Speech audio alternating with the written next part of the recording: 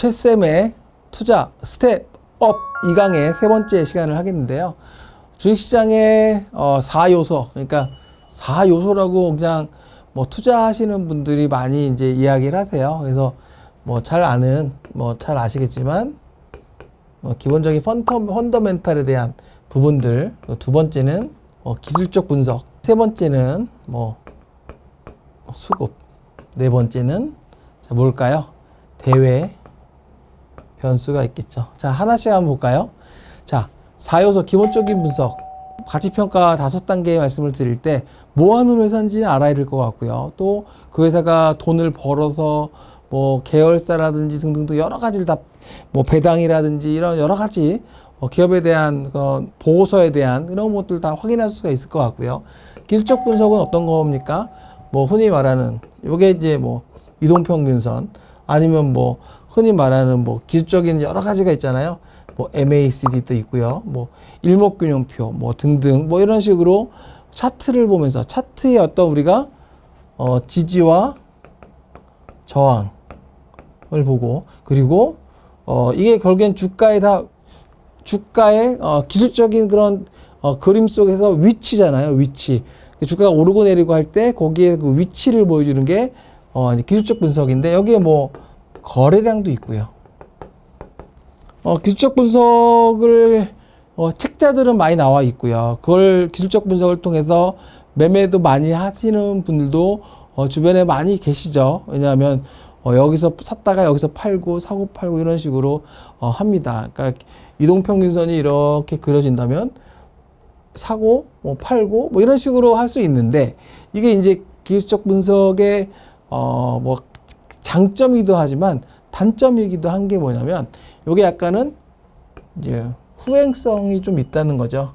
지나고 나야지 지나고 나서 바닥을 아는 거고 또 지나고 나서 우리가 고점을 판단하는 거잖아요. 그러니까 그러다 보니까 기술적 분석에 대한 부분은 사실은 지나고 나보면 워낙 다 쉽습니다. 뭐 약간은 후행성이 있고 예측하는 데 있어서는 여러 가지 또 거기에 대해서 또 고민을 해봐야 방법이 여러 개 있겠죠. 그래서 기술적 분석을 이용하시는 매매도 또 있고 또 그리고 이제 수급에 대한 분석인데 뭐 외국인, 기관, 투자자들. 자, 외국인들 제가 아마 그 첫 번째 시간에 말씀드릴 때 일본의 그런 그 워렌 버핏이 투자를 할 때 보는 것들 뭐 저평가도 있지만 환율, 엔저에 대한 부분들 그리고 성장성에 대한 부분들 그래서 그런 부분들이 외국인 투자자들이 이렇게 들어오는 수급에 대한 요건들 우리나라도 지금 최근에 원화 환율이 1,300원에서 1,200원 내려가면서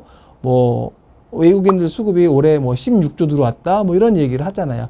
그런 수급을 볼 때 중요한 뭐 외국인이 들어왔다라는 거 그런 것도 중요한 포인트가 되겠죠.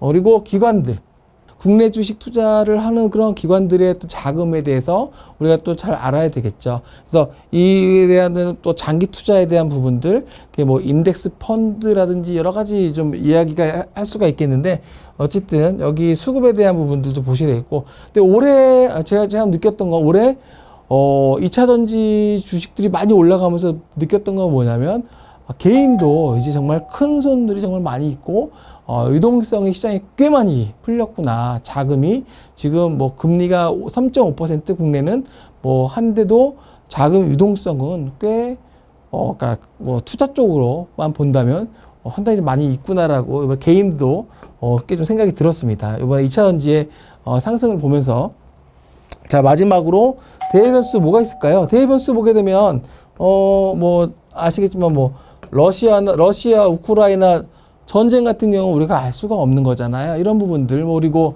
뭐 인플레이션에 대한 뭐 에그플레이션 뭐 곡물이라든지 그리고 뭐 유가라든지 여러 가지 우리가 알 수 없는 것들 뭐 아니면은 뭐 갑자기 뭐 산불이 나고 아니면 뭐 그런 식으로 지진이 나고 알 수 없는 여러 가지 대외 변수, 사실 환경적인 요인이 크기 때문에 예측할 수 있는 범위 약간 벗어나는 부분이 좀 있다. 그래서 어쨌든 대내외 변수는 금리, 뭐 환율, 뭐 너무 많습니다. 그래서 그런 부분이 좀 어려운 부분이다. 우리가 예측하지 못하는 환경적인 부분도 있다. 그래서 기본적으로 일단은 이 정도 시장, 이렇게 시장에서 네 가지를 보면서 투자를 할 수 있는 부분이고요. 그래서 오늘 이 중에서 좀 몇 개 보겠는데요. 오늘 보실 거는 그 중에서 종목 선택에 대한 좀 이야기를 좀 하고 오늘 세 번째 시간을 좀 진행하겠습니다. 그리고 다음에 3강에 가서는 제가 기술적 분석에 대한 부분을 좀 말씀을 드릴 건데요.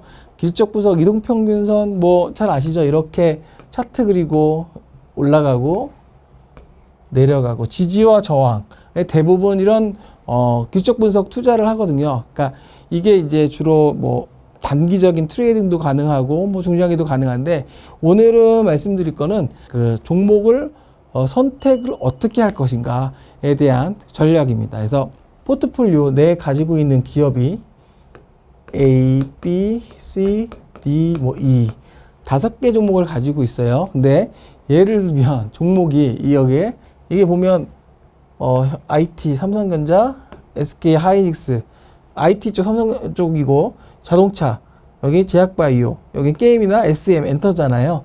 이런 식으로 내가 어떤 포트폴리오에 대한 부분을 좀 이렇게 분산 투자도 하고 제가 대표적인 것만 좀 적어놨습니다. 그래서 이렇게 투자를 해야 되는데 뭐 이게 어느 한쪽으로 좀 이제 그때마다 시장의 테마나 아니면 시장의 좀 주도주가 변할 수가 있잖아요. 갑자기 2차전지 에코프로가 갑자기 뭐 급등을 올해 상반기 강세를 보였었는데 이렇게 약간 그런 뭐 하나의 그런 테마나 이런 그런 흐름이 패션 시장의 패션이 바뀌었을 때 내가 유연하게 변화를 줘야 되는 그런 게 종목 선택에 굉장히 중요하다. 이때는 시장의 뉴스와 이슈를 많이 고민을 좀 하셔야 되는데 시장의 뉴스와 이슈는 굉장히 중요하다고 말씀을 드리겠는데요. 왜냐하면 내가 보유하고 있는 기업은 사실은 시장에서 소외주가 될 가능성이 있다. 그렇게 된다면 시장은 올라가는데 나는 거기 못 따라가는 경우가 생기게 됩니다. 그래서 시장에서 지금 어떤 게 가장 핫한 뉴스고 핫한 이슈인지를 항상 고민을 하셔야 됩니다. 그리고 내 종목이 2차전지가 상황이 좋았잖아요. 거기에 내 기업들이 맞는지 내가 가지고 있는 기업이 2차전지 배터리랑 전혀 관계가 없는 거면 시장은 올라가는데 이게 없단 말이죠. 그래서 아무리 좋은 종목이라도 이런 그 시장의 뉴스와 이슈, 트렌드, 패션이 그쪽에 맞는지가 굉장히 중요하다고 제가 다시 한번 정말 중요한 부분으로 말씀을 드리겠습니다. 그래서 시장의 소외를 안 받았으면 좋겠고요. 그리고 테마가 형성이 되면 주변주보다는 1등주, 그 주도주를 찾으셔야 됩니다. 예를 들면 2차전지에서 뭐 에코프로가 있었다면 뭐 그 다른 회사들도 많이 있잖아요. 뭐 2차전지에는 사실 양극재만 있는 게 아니라 음극재, 뭐 분리막, 전해질 이런 식으로 4대 요소가 있잖아요. 근데 그 중에서 나도 2차전지에 들어갔지만 아무래도 1등주인 에코프로만큼은 못 가는 경우가 종종 있고 또 뒤늦게 올라가는 경우도 있기 때문에 가능하면 주변주보다는 주도주를 좀 찾으시는 게 정말 중요하다고 말씀을 드리겠습니다. 그리고 외국인들 기관의 그런 매매 동향 굉장히 중요하고요. 거기에 맞춰서 그런 증권사의 또 신규 레포트가 계속 나오거든요.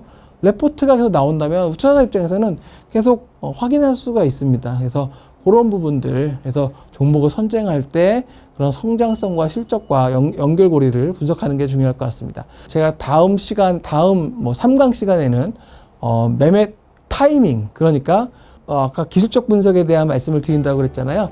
그런 매매 타이밍, 뭐 주식은 타이밍이다, 타이밍의 예술이다 이런 표현을 쓰는데요. 그런 타이밍과 또 기술적 분석을 좀 얘기를 드리고 또 이어나가도록 하겠습니다. 네, 감사합니다.